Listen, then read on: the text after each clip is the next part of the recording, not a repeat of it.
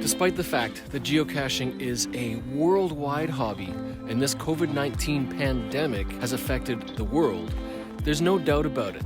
Geocaching as a whole had to adapt. Our hobby has the benefit of being naturally physically distanced, outdoors, and healthy and active.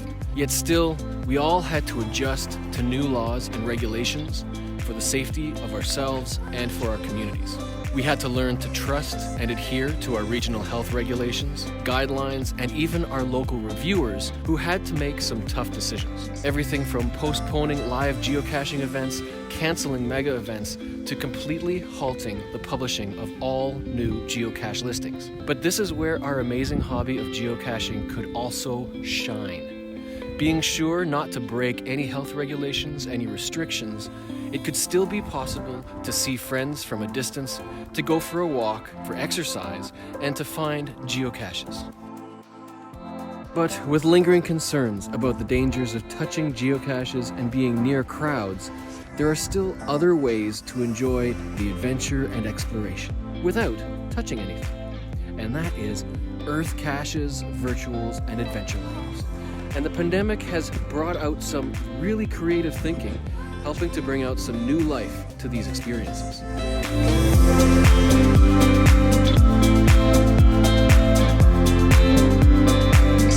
Now let's dive in and find out how much the pandemic has affected this geocaching hobby of ours.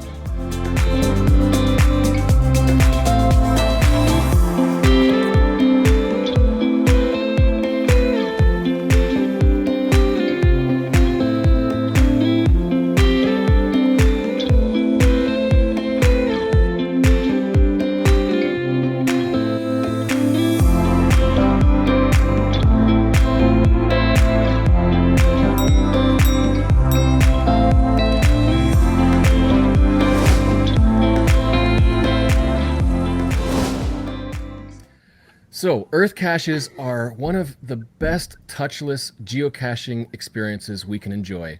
It takes us to some absolutely wonderful places.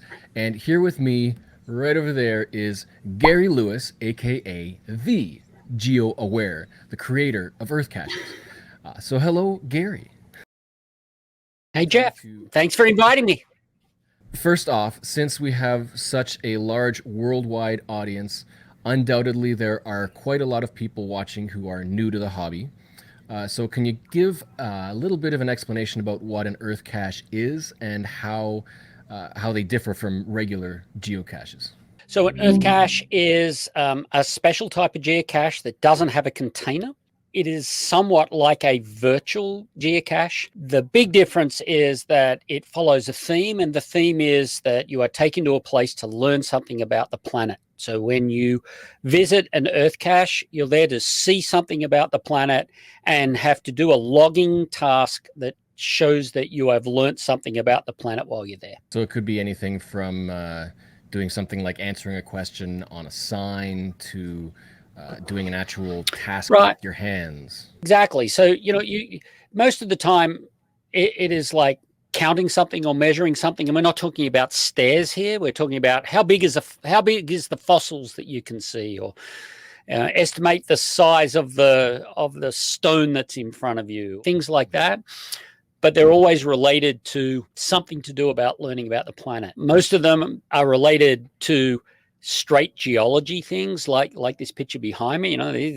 This is an amazing place. It's got these big columnar basalt sort of forming this waterfall. So you're there to learn something about it. And the logging task here might be, how many sides are there on the largest column that you can find in the creek, and how big is it across? So they'll be related something to what you're learning about. We really want people to have tasks that are not overly complex. So you don't have to have a degree in geology to visit an earth cache and enjoy it and be able to log it. So you also created the very first earth cache, correct? Right. So back in January, it was January the 10th, 2004, my then 7-year-old daughter and I decided that we were going to create a cache on a headland in Australia that was in a national park. And we knew that we weren't able to place containers in the national park.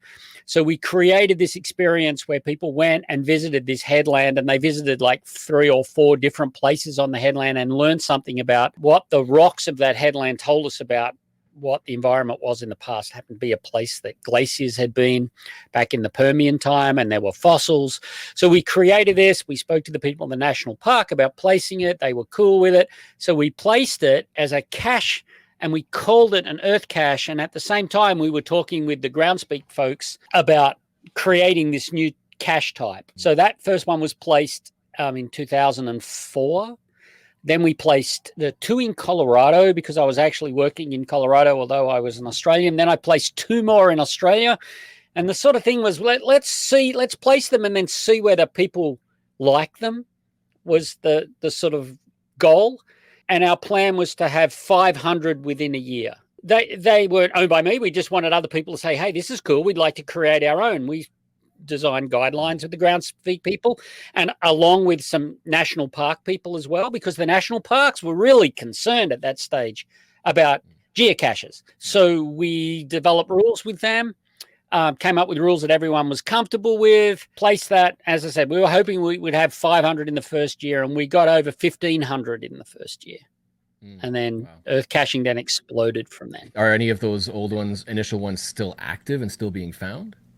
Earth Cache 1, and its code is, I wrote it down, is GCHFT2. The very first one we placed is still active and people still visit. Here we have Earth Cache 1, a simple geology. There it is. Wasp head. Yeah, how cool is that? Is that the oldest active geocache? Earth cache? It is. It is the first earth cache that was ever created.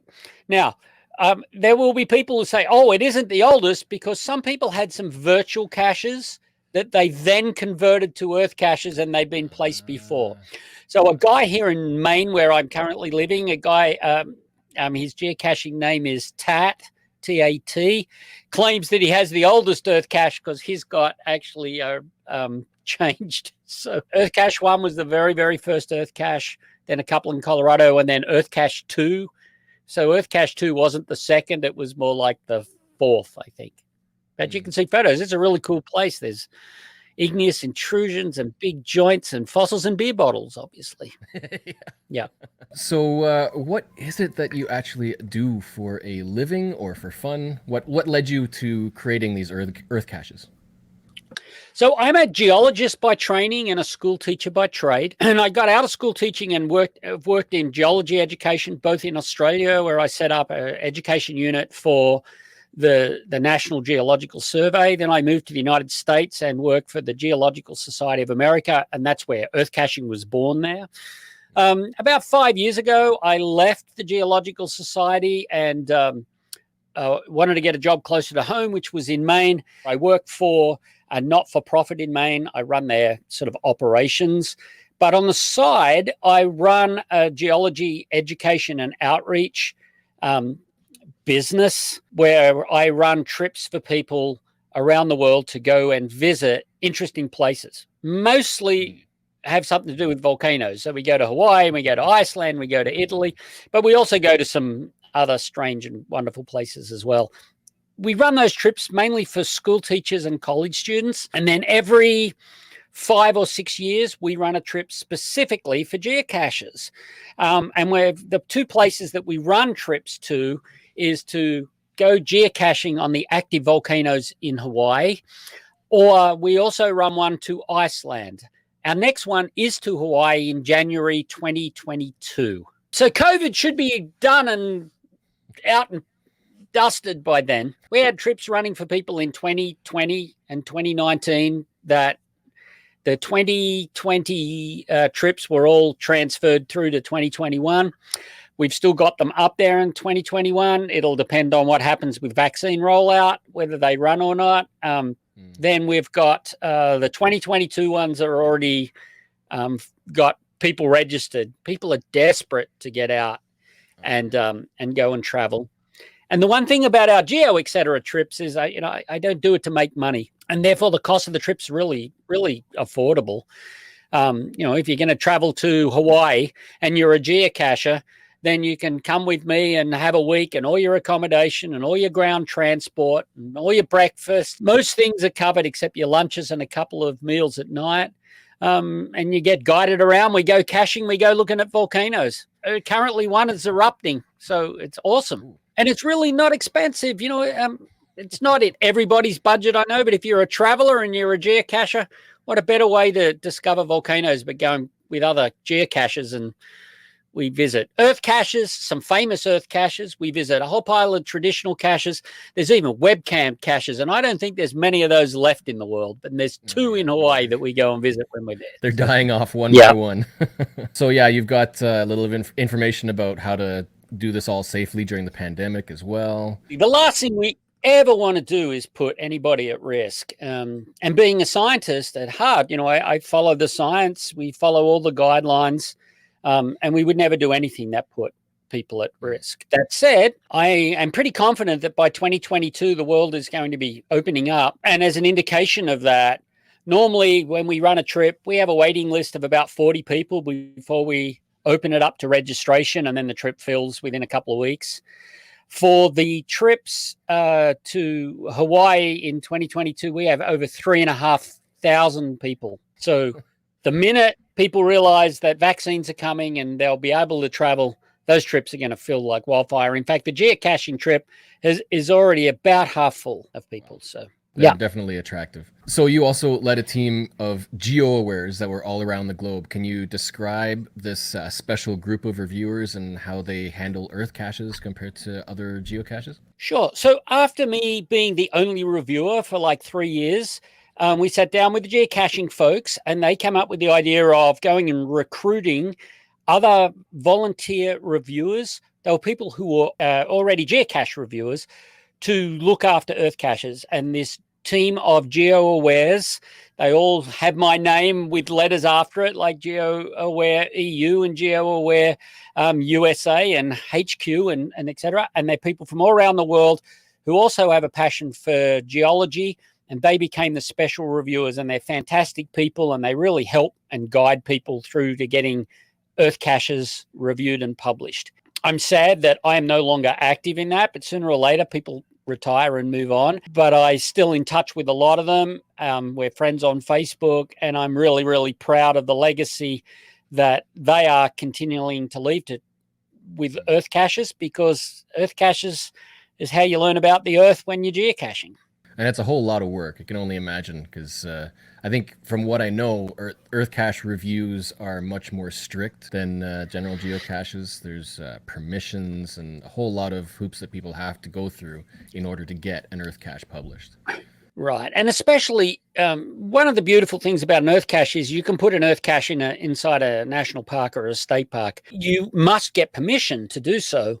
But because you're not leaving a container, because you're taking people to places and basically doing interpretation for them, a lot of national parks and state parks and provincial parks around the world have really taken on earth caching as a great way to sort of do more interpretation in their parks. So there is a lot more involved, but also the people who go and visit your earth cache, they're not just signing a log and putting, terrific, fine, thank you, and gone. They're really learning something. And so the experience they get is totally above and beyond what a person gets from an ordinary geocache. And that's what makes them really, really special. Especially when it's a location like that picture in your background. It's stunning. It's very rare. It's the sort of thing that you really want to experience firsthand. Right. And why would you want to go there to find a container? Look what you're looking at. So let's learn something about what you're looking at, right? That's the whole process. I want to point this out. People ask a lot, well, why do I need to get permission? I'm not leaving a container behind. And it's about something really important that people don't understand. And that is lots of places are protected by obscurity. And what I mean by that is they might be some amazing fossil site or archaeological site. And if people don't know about it, it's protected. The minute somebody goes and advertises that fossil site is in a location and puts the latitude and longitude out, you'll have people there with picks and shovels digging the fossils up, and the site gets destroyed. So the reason that we seek that people get permission from the landholders is to make sure that the landholder, whether it's a park, a state park, or a provincial park, that they're not trying to protect that area through that level of obscurity. That they keep people on trails and protect areas is really important to them, and that's why you have to seek permission. And in that way, we help the parks to not only take people and interpret things that they don't have the time to have people write interpretation material. That's the first thing. And the second thing is we protect the places, or help protect the places that they don't want people to go and visit. And it could be they want to protect it because it's really special, or it could also be because it's dangerous to go there. So I've got a quick trivia question for you. With the whole pandemic thing last year, do you have any idea how many earth caches were published since March of 2020? I can't tell you that from the top of my head. I'm hoping that they didn't decrease in number because of the pandemic. And I'm hoping also that people had time to go and do the research. And certainly a lot of the parks had a little more time to actually go through and do permissions because they weren't having to start with massive crowds. As it turned out, crowds increased in parks by the end of the pandemic, especially during summer, because people just wanted to get out of home. And national parks, certainly in the United States, had huge numbers. Since March 1st of 2020, the number of new caches that were published is just over 2,000. I'm not quite sure how that compares to the average rate of Earth Cache publishes, but 2,000 new Earth Cache publishes since the pandemic started. Yeah, that's pretty amazing. The last time I sat and did statistics, which is now maybe a couple of years old, over 6 million people have visited Earth Caches, and there are Earth Caches on every single continent, which is really remarkable that we have Earth Caches in Antarctica. But Earth Caches on every single continent. And there are some parts of the world where you look at just the Earth caches alone, Germany in particular. If you look at a map of Germany and just map the Earth caches, you cannot see Germany for Earth cache symbols.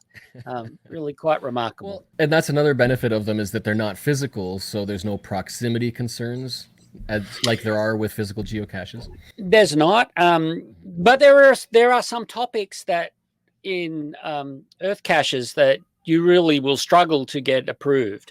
For example, in North America, certainly in the northern states, there's a whole pile of evidence of glacial activity, large boulders that have been dragged down and brought from Canada and dropped into the United States without a passport. And we made a decision quite a few years ago that, we don't want every single one of those turned into an Earth cache, because I probably got 10,000 of them in my backyard. So getting one of those glacial erratic boulders published as an Earth cache is probably really difficult. Likewise, waterfalls, unless there's some geologic process like the one behind me, the waterfall is a secondary thing, but lots of people were publishing waterfalls. What type of waterfall? How high was it? So we're looking for things that are a little more unique and teach something about the geology on site, rather than just, is it a waterfall?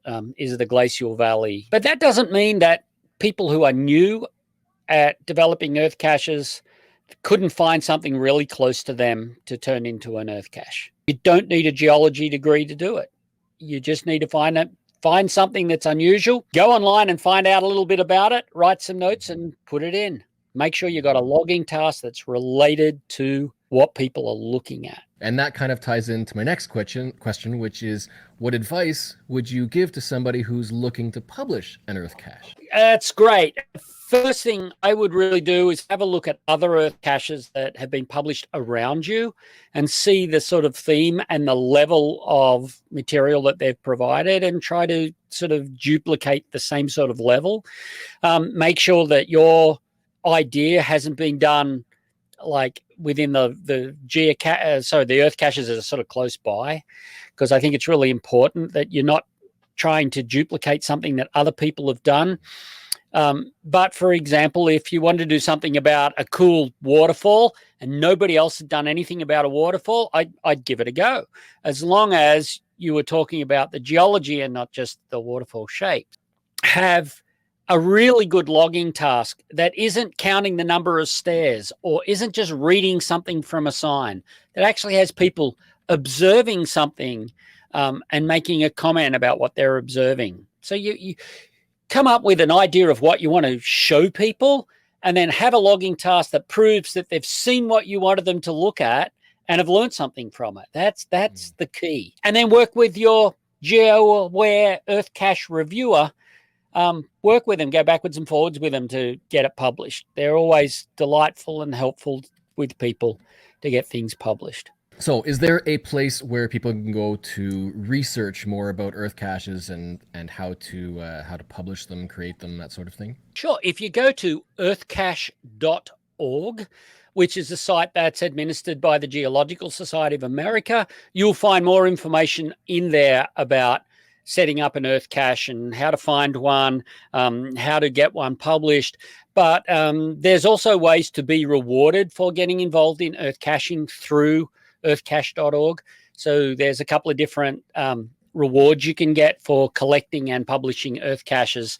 The Earth Cache Masters program and is one of those. So, for example, you find 3 Earth caches, you can become a bronze master, and you get an icon that you can add to your profiles and things like that. Earthcache.org really will set you in the right direction, and it's a way to build your community through there. And if you are curious more about the technicalities of publishing, then there is an article in the Help Center on geocaching.com for that Earth cache type. And they should link to a number of resources that should help with those little details as well.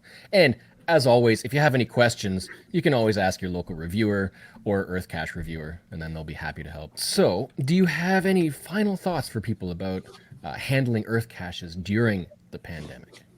You know, as a scientist, I just say to people, follow what the science is saying, whatever type of caching you're doing.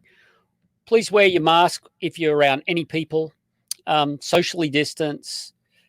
If you are caching with a small group of people, wear your mask all the time and socially distance. Let's stop the spread of this pandemic so we can all go out and geocache to our heart's content and not be worried. And it also travel. Right. It starts with us. It really does. And we should be, as outdoor people who love going out and discovering things and showing people how passionate we are about being outdoors, whether it's an Earth cache or a traditional or a puzzle or whatever it is. Let's all do the right thing and get our world reopened. Totally agreed. Thank you so much, Gary GeoAware, for joining us today, and hope you have excellent geocaching adventures. Thanks. Hopefully we'll see some people in Hawaii with us. Oh, yeah, man, that would be so great.